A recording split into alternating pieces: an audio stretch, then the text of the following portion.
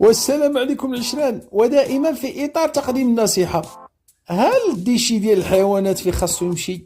هل الديشي ديال الحيوانات لما خاصو يتعطى؟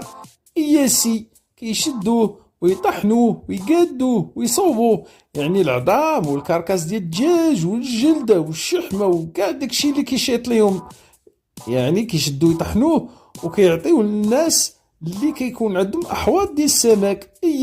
كيديروه كطعام الاسماك، ماشي كيصنعوا به الكاشير كيما غنشوفوا. سي هانتوما شوفوا معايا، ها لي كاركاس ديال الدجاج، ها العظام، ها الشحمه، ها الجلده، ها هما شادين سيدي وطحنوا فيهم ويقادوهم ويصوبوهم وداك الشيء متول وزوين. وكاين عليه بعض الاضافات، يعني محسنات الطعم وشي مواد مسرطنه وهذا، وكيقول لك كول سيدي